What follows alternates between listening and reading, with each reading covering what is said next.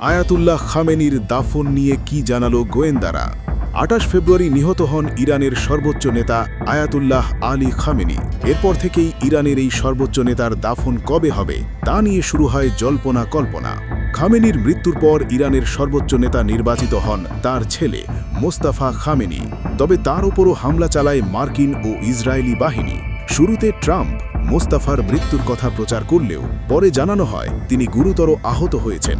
সর্বোচ্চ এই নেতাকে জনসম্মুখে দেখা না যাওয়ায় তার শারীরিক অবস্থা নিয়েও তৈরি হয় ধোঁয়াশা। এরপর থেকেই এই দুই নেতাকে নিয়ে তথ্য সংগ্রহ করতে থাকে মার্কিন গোয়েন্দা সংস্থা। এবার তাদের সেই গোয়েন্দা নথি নিয়ে একটি প্রতিবেদন প্রকাশ করেছে ব্রিটিশ সংবাদ মাধ্যম সানডে টাইমস, যেখানে উঠে এসেছে চাঞ্চল্যকর তথ্য। গোয়েন্দা তথ্যে বলা হয়েছে, ইরানের নতুন সর্বোচ্চ নেতা মোস্তাফা খামেনি গুরুতর অসুস্থ ও অচেতন অবস্থায় দেশটির পবিত্র শহর কোমে চিকিৎসাধীন রয়েছেন। এ কারণে তিনি আপাতত দেশের কার্যক্রম পরিচালনায় সক্ষম নন। এমনকি ইরানের যুদ্ধবিরতি সংক্রান্ত কোনো আলোচনায় সিদ্ধান্ত গ্রহণ প্রক্রিয়াতেও তিনি যুক্ত নন।